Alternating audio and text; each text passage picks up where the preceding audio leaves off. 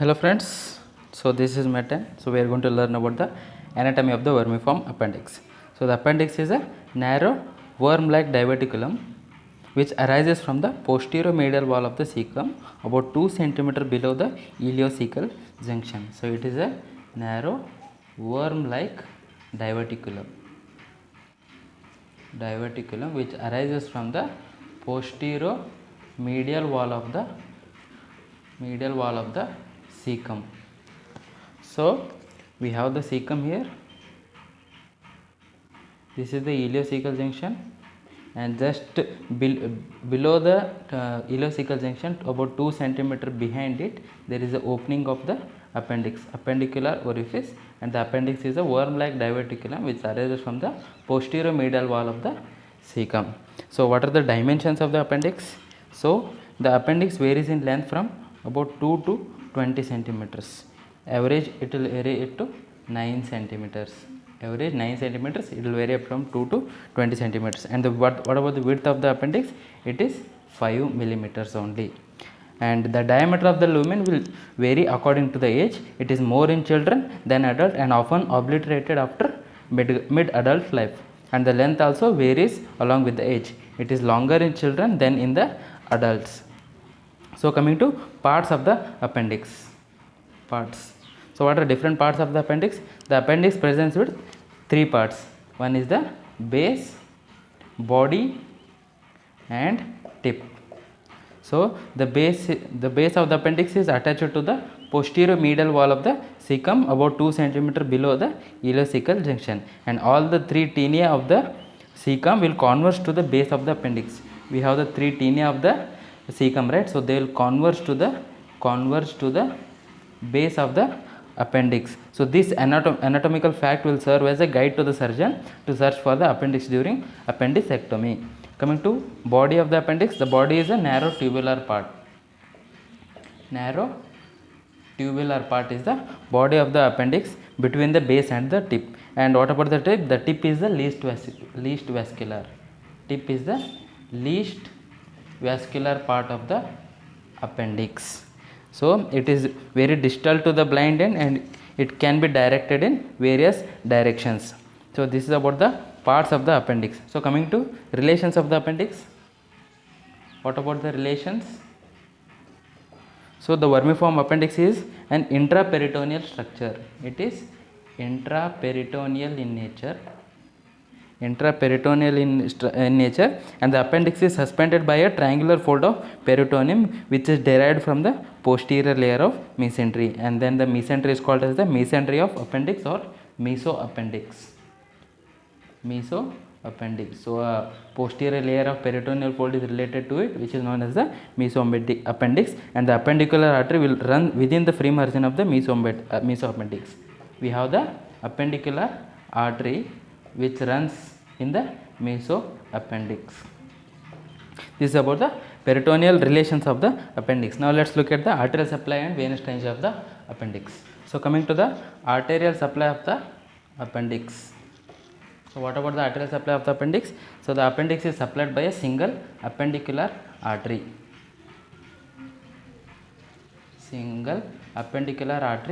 Which is a branch of the posterior division of the ileocolic artery.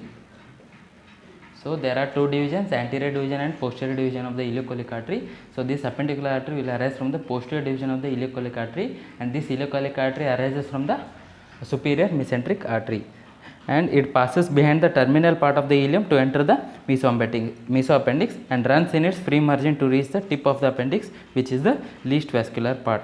And the appendicular artery is an end artery. It's an end artery. When the mesoappendix is short, the appendicular artery rests directly on the appendicular wall near the tip of the appendix. So in appendicitis, this part of the artery is affected and thrombosed, leading to gangrenous change in the tip which may perforate. So that is about the arterial supply. So coming to venous drainage of the appendix, the veins will correspond to the arteries. Veins will correspond to the arteries and they will finally drain into the superior mesenteric vein, which will drain into the portal vein. So this is about the venous drainage. So what about the lymphatics? lymphatics of the appendix. So the lymph vessels of the appendix will drain into ileocholic lymph nodes. Ileocholic lymph nodes. Ileocholic lymph nodes, either they may enter directly or through the appendicular nodes which are present in the mesoappendix. So this is about the lymphatics of the appendix. And coming to nerve supply. So it has both the sympathetic and the parasympathetic nerve supply. Sympathetic plus parasympathetic nerve supply. So the parasympathetic is through the both the vagus nerves, and the sympathetic is from the it carries the pain sensation from the appendix, and it is derived from the T10 spinal segment. T10 spinal segment from the lesser splanchnic nerves. Lesser splanchnic nerves. And the superior mesenteric plexus will go for the sympathetic innervation of the appendix. So this is about the arterial supply, venous drainage, lymphatic drainage, and nerve supply of the appendix. Now let's look at the clinicals of the appendix. So firstly we are discussing about the appendicitis.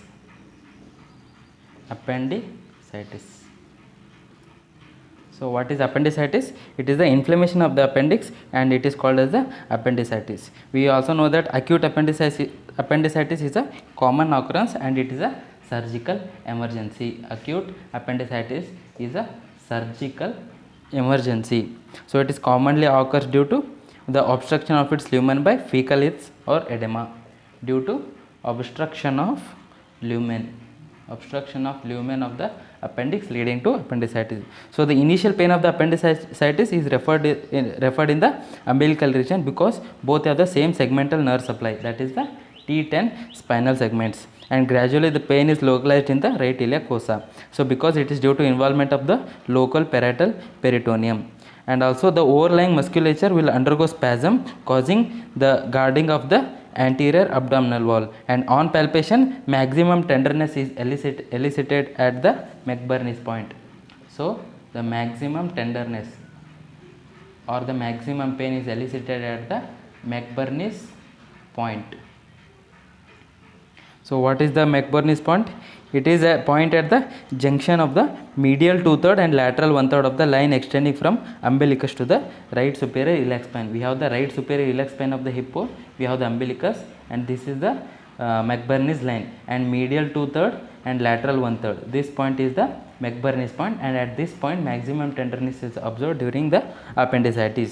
And to clear the appendicitis, there are two tests which are known as the Soas test and also the obturator test. So what is Soas test? When the appendix is retrocecal in position. We have discussed the position of the appendix in another anatomy video. Please make sure to watch that. So when the appendix is retrocecal in position, that is behind the cecum, retrocecal in position, it irritates the right psoas major muscle when it is inflamed. So the forced extension of the right thigh in such patients will cause increase in the pain in the right iliac fossa. When you go for the forced extension of the right thigh, it will cause increased tenderness at the McBurney's point. This is the Soas test. And then when you have the obturator test, this is when the appendix is in a pelvic position, it will irritate the obturator internus muscle. So the flexion and medial rotation of the thigh onto the abdomen will cause maximum pain in the lower abdomen. So this is the obturator test in the appendicitis. The last thing is the appendectomy. So what is appendectomy? So during the inflammation of the appendix, they will go for the appendectomy, which is removal of the appendix. So the incision for the appendectomy is purely based on the anatomy of the anterior abdominal wall. We have discussed about the incisions of the anterior abdominal wall. Please make sure to watch that anatomy video. So we will give a gridiron incision at the McBurney's point. We will give a gridiron incision at the McBurney's point in the right iliac fossa, and the three flat muscles are then split along the direction of their fibers, and the fascia transversalis and the parietal peritoneum are also incised together, and finally the appendix is delivered through the wound and cut at its base and then removed. So this is about the process of the appendectomy. Thank you guys. Thank you for watching video till then. Please make sure to subscribe and hit the like button, and also share it to your other friends. Thank you so much.